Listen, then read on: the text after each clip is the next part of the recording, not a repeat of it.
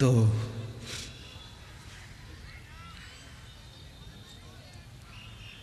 संत ने पूछा, क्या दुख है बताओ तो जरा। तो उस आदमी ने संभल करके कहा कि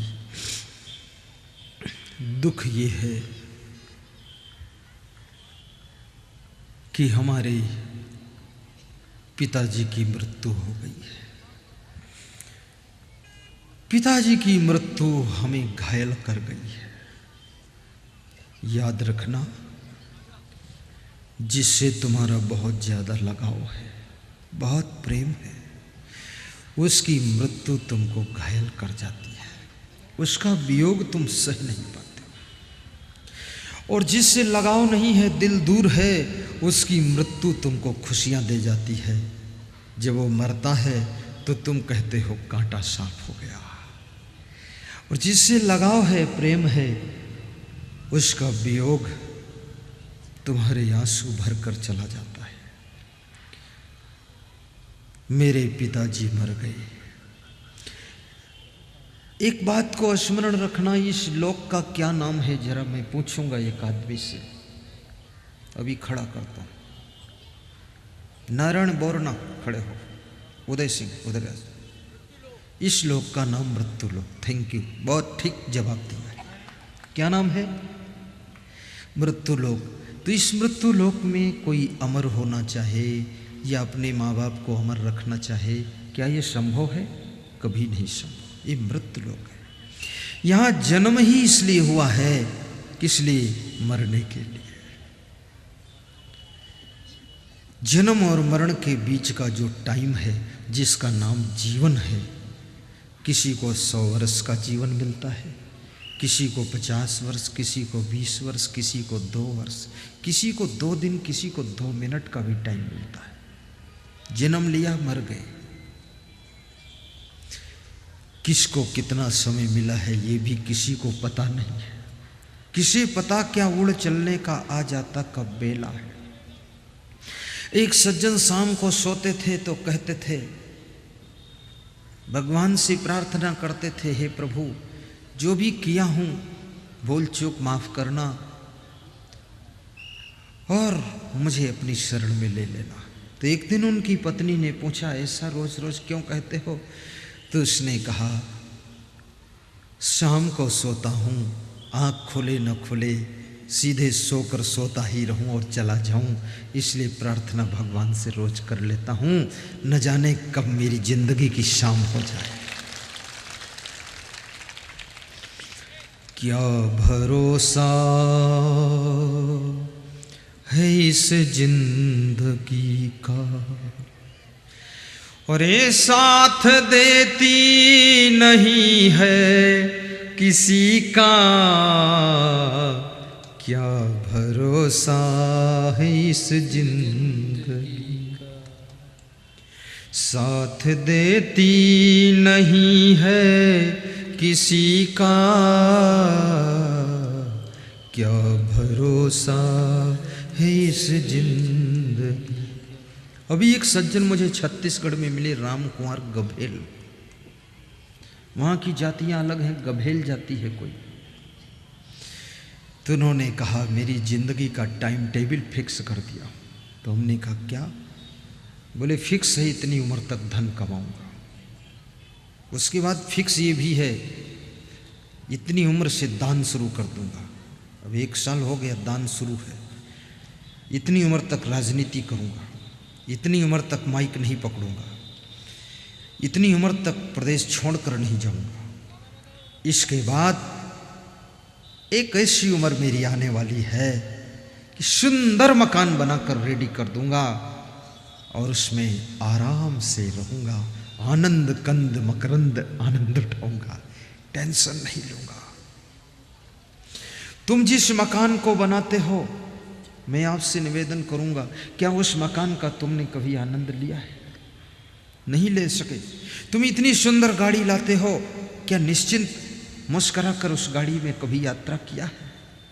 तुम इतने सुंदर कपड़े पहनते हो, क्या कपड़ों का कभी अहोभाव आनंद आया है? ख्याल करना, तुम इतने बड़े पद पर पहुंच गए हो लेकिन उस पद का भी आनंद नहीं ले पाते हो। टेंशन टेंशन टेंशन, तनाव तनाव तनाव, गुस्सा गुस्सा गुस्सा, नींद हराम हो गई। मकान तो है 1 करोड़ का, नींद नहीं है 1 घंटे की, वो मकान क्या करेगा। इस दुनिया में ज्यादा जागना भी मत। आज मैं निवेदन कर देता हूं, बहुत सी महिलाएं सोती नहीं है, अब इनको कौन सुलाए, सबकी मोटी मोटी आंखें हो गई। बहुत से पुरुष भी सोते नहीं हैं, बंद कर दिया सोना, बस 2 घंटे सोते हैं फिर आंख खुल जाती है। सोचते बहुत, सोचते बहुत।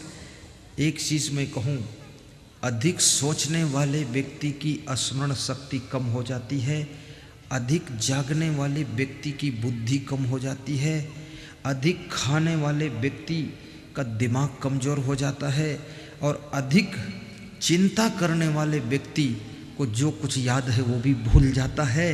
अधिक टेंशन में रहने वाले व्यक्ति का स्वास्थ्य कभी ठीक नहीं रहा करता है, और अधिक बकवास और प्रपंच करने वाले व्यक्ति को शांति नहीं मिला करती है, और अधिक फिजूल खर्ची करने वाले व्यक्ति के पास में दरिद्र हमेशा रहा करता है, और अधिक भोग विलास में डूबे हुए लोगों को कभी स्वास्थ्य नहीं मिलता है, वह हमेशा बीमार रहा करते हैं। इसलिए अति मत कीजिए, नियंत्रण रखो। दाल में एक सीमा है नमक की कितना डालना चाहिए, अगर उससे ज़्यादा डाल दोगे तो दाल का स्वाद बिगड़ जाएगा कि ठीक हो जाएगा, बिगड़ जाएगा। चाय में शक्कर कितनी डालना एक सीमा है, उससे ज़्यादा डाल दो। कितने घरों में मैं जाता हूँ, लोग पूछते दूध में कितनी शक्कर डालूँ, हमने कहा जितनी अपने में डालते उतनी डाल देना। तो बोलते हैं पूछते इसलिए कि शुगर फुगर तो नहीं है गुरुदेव, हमने कहा शुगर नहीं है, जितनी तुम पीते हो डालकर। बोले मेरे तो शुगर मैं तो डालते नहीं। बोले तो मेरे में डाल देना। बहुत लोग टेंशन तनाव, ये बहुत बड़ी बीमारी है। मन को खुश रखा करो, फूलों की फुलवारी में बैठ करके खिले हुए फूलों के खुशबू और सौंदर्य का भी आनंद लिया करो। अपने घरों की डिजाइन को भी देखा करो, छत में जो डिजाइन बनी उसको भी देखकर मुस्कुराया करो। अपनी चमचमाती हुई गाड़ी को देखकर प्रसन्न हो जाया करो, और गाड़ी में बैठकर खुश हुआ करो कि पैदल से तो अच्छा ही है, ऐसा सोचा करो।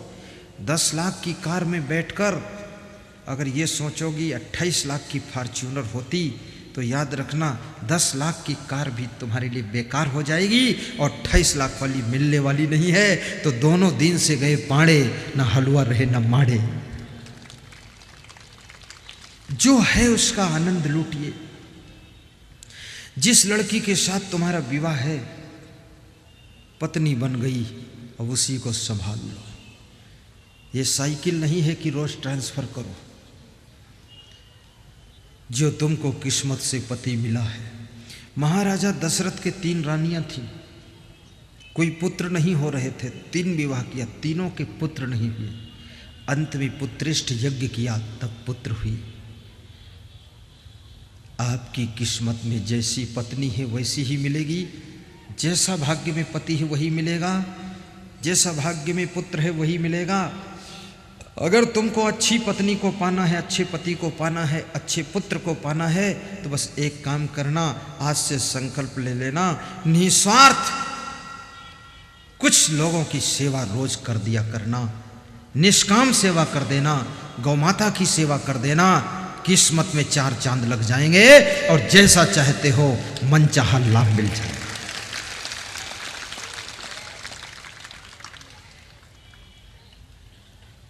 जिनके विवाह नहीं हुए हैं, आज वे प्रार्थना कर रहे हैं बस सत्संग से छूटूं, यही काम करूंगा।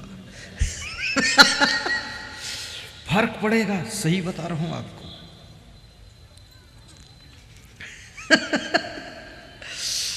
अभी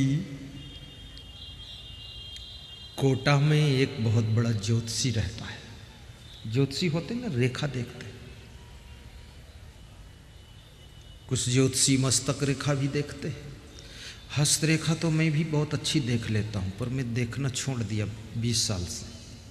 इसका मैं भी विद्वान हूँ हस्तरेखा का। तो ज्योतिषी ने एक पुलिसकर्मी का हाथ पकड़ा, पुलिसमैन। हर आदमी को अपनी रेखा दिखाने का बड़ा शौक रहता है। देखो देखो मेरे में क्या लिखा भाग्य में, सब लोग जानना चाहते। तो उनका जब हाथ देखा तो ज्योतिषी ने बताया, ये सत्य घटना है, अभी वो आदमी है, एड्रेस बताऊंगा। बताया कि 1 महीने में तुम्हारा एक्सीडेंट होगा और उस एक्सीडेंट में बहुत ज़्यादा चोट आएगी और हो सकता तो मृत्यु को प्राप्त हो जाओ, जिंदगी बचेगी नहीं। तो पुलिस का आदमी था, वो बोला कि मैं सड़क पर ज़्यादा निकलूंगा ही नहीं, सावधान रहूंगा, 1 महीना छुट्टी भी ले लूंगा। तो छुट्टी ले लिया उसने। छुट्टी लेकर अपने गांव चला गया बोराबास। 1 महीने की छुट्टी जब पूरी हुई तब वो कोटा एसपी ऑफिस में 1 महीने बाद नौकरी पर जा रहा था। तो रास्ते में प्यास लगी, राजस्थान का मामला, पानी दुर्लभ, हैंडपंप कठिन। तो इंडिया मार्ग का हैंडपंप एक लगा था, उसमें पानी पीने गया। पानी पीकर जब उठा तो उसने देखा कि सैकड़ों गायें दौड़ती हुई चली आ रही हैं हैंडपंप की तरफ। तो उसने किसी से पूछा, ये गायें क्यों इधर भाग के आ रही, ये मारना चाहती मुझे, का यही एक्सीडेंट हो जाएगा। तो लोगों ने बताया, नहीं नहीं, गाय मारना नहीं चाहती है, नल के पास में जो गड्ढा है उस गड्ढे में पानी कुछ जमा है, इकट्ठा है। तो ये गायें प्यासी हैं, ये दौड़ के आ रही हैं, इसलिए कि जो गाय पहले पहुंच जाएगी वो पानी पीने को पा जाएगी और जो पीछे रह जाएगी वो प्यासी रह जाएगी, इसलिए भाग कर आ रही। तो उस पुलिसमैन ने मुझसे कहा, मेरा परम भक्त है, वो आश्रम आते हैं हमारे यहाँ, भंडारा भी करते हैं। पुलिस के लोग भी बहुत बड़े भक्त होते हैं, सत्संगी होते हैं, उनके अंदर भी श्रद्धा होती है। नौकरी तो इसलिए करना पड़ता है कि रोटी के लिए कुछ कमाना पड़ता है, लेकिन पुलिस लाइन के अंदर भी भक्ति होती है। तो उसने कहा, मैंने हैंडपंप का हत्था पकड़ा और 3 घंटे तक हैंडपंप चलाता रहा। मैं तरबतर हो गया, पसीना पसीना, जेठ की गर्मी, और गायें लगातार पीती जाए, मैं हैंडपंप चलाता रहा। जब सबको पानी पिला दिया तब पसीना पोंछा, रुमाल उठा करके, और वहां से मैं बैठ गया गाड़ी में। और रास्ते में मेरा कोटा और बोराबास के बीच में एक्सीडेंट हो गया। बोले गुरुदेव, बेहोश हो गया मैं, हॉस्पिटल गया, वहां होश आ गया, हाथ में चोट आई। तो मैंने कहा, यार एक्सीडेंट तो हो गया पर मरा नहीं। बोले 1 महीने में अच्छा भी हो गया। तो फिर मैं ज्योतिषी से मिला जाकर, तो ज्योतिषी ने कहा, तू जिंदा कैसे, क्या तूने इस 1 महीने में कुछ काम ऐसा किया है जिससे तू बच गया? तेरा तो बहुत भयंकर एक्सीडेंट था। एक्सीडेंट हुआ कि नहीं? बोले हुआ तो, पर हल्का हो गया। बोले कैसे, कुछ किया पुण्य का काम? बोले सैकड़ों गायों को नल का हत्था पकड़कर चला कर पानी पिलाया हूँ 3 घंटे, और उसके बाद एक्सीडेंट हुआ है। तो ज्योतिषी ने कहा, वो गौ सेवा के पुण्य से तेरा एक्सीडेंट हल्का निपट गया, नहीं तो तू आज जिंदा नहीं रहता। गौ माता की सेवा से एक्सीडेंट हल्का निपट जाता है, तो जननी माता की सेवा से क्या नहीं हो सकता है, जिस मां ने जन्म दिया। आज संकल्प ले लेना, जिस मां ने तुमको जन्म दिया है, तीर्थ में उसको नहलाने ले जाना ना ले जाना, लेकिन कोई संत का दर्शन अपने बूढ़े माँ बाप को करा देना, तो चारों धाम का फल उनको मिल जाएगा।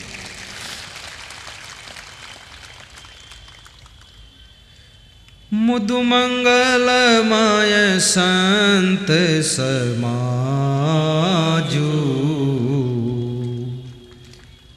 आज मुझे डॉक्टर JK अरोड़ा साहब डॉक्टर भूपेश दयाल और पुरुषोत्तम गोविंद सुबह सुबह घर ले गए। कल भी बहुत से लोग ले गए। सिर्फ उनका उद्देश्य ये था, घर के सब सदस्य दर्शन नहीं कर पाते हैं, जरा उन पर भी नजर पड़ जाए। गुरु की कृपा की नजर जिंदगी का नजारा बदल देती है। अभी एक माता जी आई थी, कह रही थी मेरा बच्चा बहुत गुस्सा करता था, परसों आपने सिर पे हाथ रखा तो आधा गुस्सा कम हो गया, तो एक बार और रख दो। तो हमने कहा पूरा ठंडा कर दूं, बर्फ कर दूं? तो वो हंसने लगी। तो बोले मुझको भी गुस्सा बहुत आता है। मैंने कहा अब एक लोग तो गुस्सा वाला घर में रहना चाहिए। अरे बोले है मेरा पति, वो तो और भस्मासुर है। कितने लोगों का क्रोध भस्मासुर है, सह नहीं सकते। मुदु मंगलमय संत समाजू। गाओ, बहुत अच्छी चौपाई है। संतों का समाज मधुमंगलकारी है, चलता फिरता प्रयागराज है। प्रयागराज इलाहाबाद जाने की जरूरत नहीं है। आज भवानी मंडी की पवन धरा पर ये प्रयागराज तीर्थ आया हुआ है। मुदुमंगलमय संत समाजू, जो जग जंगम तीरथ राजू। गाओ, मुदुमंगलमय संत समाजू, जो जग जंगम तीरथ राजू। जय हो। ध्यान देना, संतों का समाज चलता फिरता प्रयागराज है। उनके चरणों की धूल में संसारी जीव के चरण पड़ जाए तो भी उसका शरीर पवित्र हो जाता है।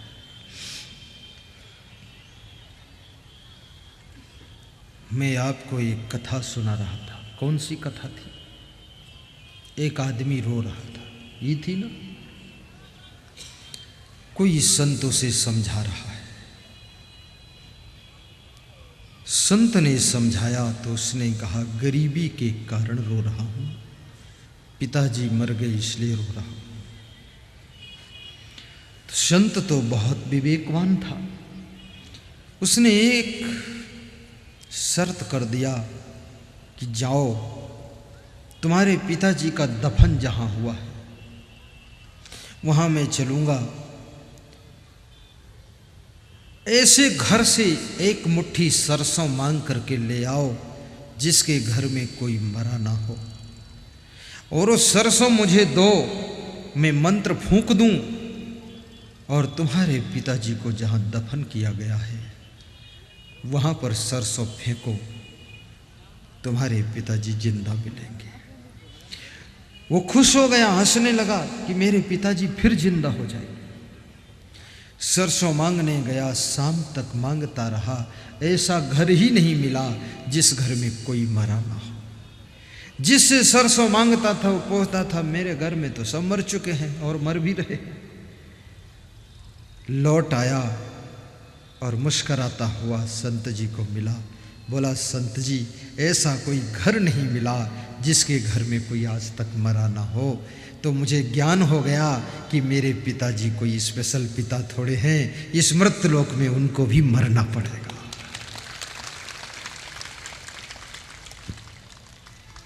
कभी पुत्र की मृत्यु तुमको घायल कर जाती है, कभी बेटी की मृत्यु तुमको दुख में डुबा जाती है, और कभी कभी आपका प्रेमी जिंदा है जिससे तुम्हारा मोह है, वो जिंदा तो है लेकिन नाराज हो गया तो बोलता नहीं है, मोबाइल भी नहीं करता है। कभी कभी तो ऐसी कंडीशन होती है कि घर ही में रहता है और बोलता नहीं है। ये बहुत कठिन कंडीशन है। जिस घर में रहने वाले सदस्य एक दूसरे से बोलते ना हों तो समझ लेना उस घर के लोगों को मरने के बाद अब नरक में जाने की ज़रूरत नहीं है, वो घर ही में नरक बनाकर भोग रहे हैं। इतना मनमुटाव तनाव मत करना। आप सड़क पर चलते हो, कितनी प्रतिकूलता पड़ती है, ट्रैफिक जाम है, लोग हल्ला मचा रहे हैं, कोई कुछ कर रहा है, सब सह लेते हो, तो जरा अपने घर में भी कुछ प्रतिकूलता को सह लेना और अपने माता पिता से बोलना, भाई से बोलना, देवरानी जेठानी भी बात करना, घर में कलह कलेश न पैदा करना। गम खा लेना, छोटी हो जाना, क्या लाए हो क्या ले जाओगे, कुछ भी नहीं, प्रेम बनाकर रह लोगे, यही जिंदगी का आनंद है। तनाव और तकरार में रहोगे, यही जीवन का नरक है। नरक कहीं और अलग नहीं है। आदमी जब आपस के मनमुटाव में जीवन जीता है तभी उसके जीवन में नरक हो जाता है। जब परस्पर प्रेम से जिंदगी जीता है, बैठकर आपस में खूब हंसते हैं, मुस्कुराते हैं हम लोग, तभी जिंदगी का स्वर्ग उतर आता है। याद रखना भाइयों और बहनों, जीवन में सबके मन के अनुकूल कहीं कोई मिलता नहीं है। अपने मन को समझाना जिसको आता है वो कांटों में भी फूलों जैसा मुस्कुरा कर रह लेता है। इसलिए मन को समझाना सीखो। इस सभा में भी इतने लोग बैठे हैं, कितने लोगों को थोड़ा दुख लग जाता है कि हम इतनी सुंदर माला लाए थे, हमको पहनाने का वक्त नहीं मिला। कितने लोगों को होता गुरु जी के लिए चादर लाए थे, हमको उड़ाने नहीं दिया, वहाँ जाने नहीं दिया। अब भीड़ भी बहुत ज़्यादा है, क्या करें लोग। कुछ लोग कहते 1 मिनट बोलने नहीं दिया, कोई कहता ऊपर चढ़ने नहीं दिया, और कोई कहता है कि अरे कोई बात नहीं, कुछ मिले न मिले पर गुरुदेव का दर्शन दूर से भी मिला, सबका कल्याण होगा, मेरा भी कल्याण होगा।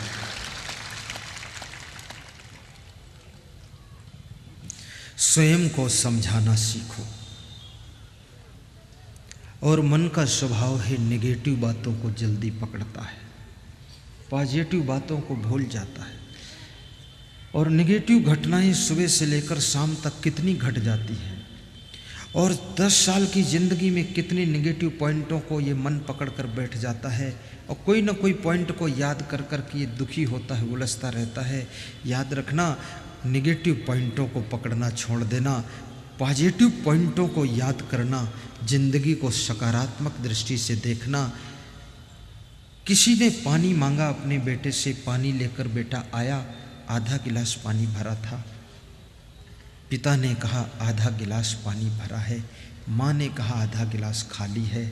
बात दोनों की सत्य है, लेकिन पिता भरे की ओर से देख रहा है, माता खाली की ओर से देख रही है। जो जिंदगी के गिलास को खाली की तरफ से देखते हैं वह सदैव टेंशन में रहा करते हैं, जो जिंदगी के गिलास को भरे की ओर से देखते हैं वह सदैव प्रसन्न रहा करते हैं। आपके पास में जो कुछ है उसका आनंद लीजिए, जो नहीं है उसको प्राप्त करने के लिए प्रयास कीजिए। जीवन मंगलमय हो। आज मुझसे एक व्यक्ति ने कहा है, गुरुदेव प्रार्थना है कि एक भजन सुना देना। मैंने कहा कौन सा? तो उसने बताया है कि मन की तरंग मार लो बस हो गया भजन। तो मैंने कहा जरूर सुनाऊंगा, सुना दूं। मनुष्य के मन में बहुत सी तरंगें उठती हैं, नई नई बातें उठती हैं। कभी मन प्रेम में डूब जाता है, कभी मन गुस्सा में डूबता है, कभी मन कहता है बहुत कुछ काम करूंगा, कभी मन ऐसा बोलता है कि कुछ नहीं करूंगा, सब देख लिया, दुनिया सब बेकार है।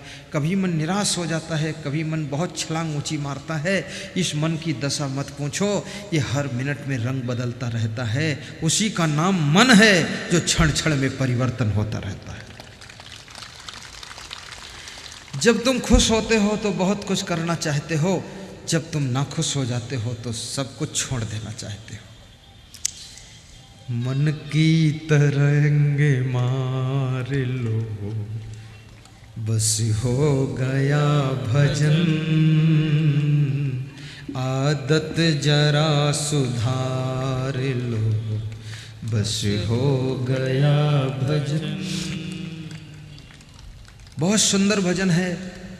कबीर साहब से किसी ने पूछा भजन क्या है, तो कबीर साहब कहते हैं मन की तरंग को मारना ही भजन है। मन में जो अच्छे विचार उठें तो उनको पूरा करो, जो गलत विचार आए उनको कंट्रोल करो। मन की तरंग मार लो, बस हो गया भजन, आदत जरा सुधार लो, बस हो गया भजन, आदत जरा सुधार लो, बस हो गया भजन। कोई तुम्हें बुरा कहे तू सुन कर क्षमा, कोई तुम्हें बुरा कहे तू सुन कर क्षमा, बाणी कसर संभार लो, बस हो गया भजन, बाणी कसर संभार लो, बस हो गया भजन। मन की तरंग मार लो, बस हो गया भजन, आदत जरा सुधार लो, आदत जरा सुधार लो, बस हो गया भजन। मन की तरंग मार लो, बस हो गया भजन।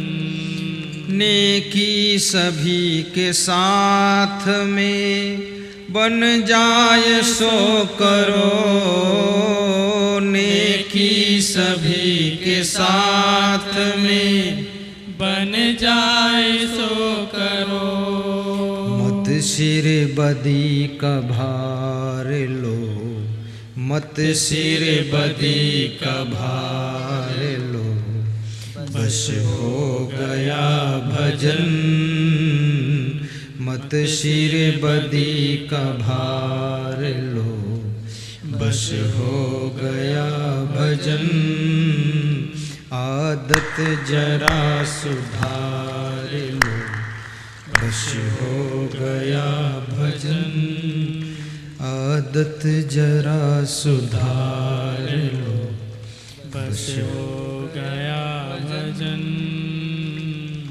आदत जरा सुधार लो, बस हो गया भजन। आदत बहुत अच्छा शब्द है। आदत कबीर कहते हैं जितनी गंदी आदतें हैं उनको सुधार लो, यही भजन है। मन की चंचलता को मार लो, ये सच्चा भजन है। गाली देने की आदत, झूठ बोलने की आदत, आलस्य करने की आदत, मनमानी करने की आदत, किसी की बात का अन्यथा अर्थ निकालने की आदत, कुतर्क करने की आदत, नशा करने की आदत, शराब पीने की आदत, अधिक सोने की आदत, दूसरों को डिस्टर्ब करने की आदत, गाड़ी तेज चलाने की आदत, ज़्यादा खाने की आदत, खाने के बाद पछताने की आदत, पछताने के बाद कहने की आदत कल कम खाऊंगा, कल जब खाएं तो फिर डबल खाने की आदत, फिजूल खर्ची की आदत, काम न करने की आदत, झगड़ा करने की आदत, बैठे रहने की आदत, चुगली चाई करने की आदत, चोरी करने की आदत, दूसरों को परेशान करने की आदत, नाराज रहने की आदत, मुंह फुलाने की आदत,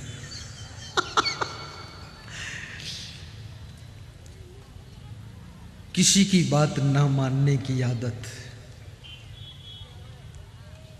लालच करने की आदत, सामान को इधर उधर डालने की आदत, घर में गंदगी करने की आदत, रोज रोज घर में कलह कलेश मचाने की आदत। जिस दिन घर में शांति हो सोच में पड़ जाने की आदत कि आज झगड़ा क्यों नहीं हुआ। टाइम पास करने की आदत, जुआ खेलने की आदत, ताश खेलने की आदत, सही काम न करने की आदत, ड्यूटी सही न करने की आदत, बेईमानी की आदत, दूसरों को ठगने की आदत, इन सब आदतों को छोड़ दीजिए।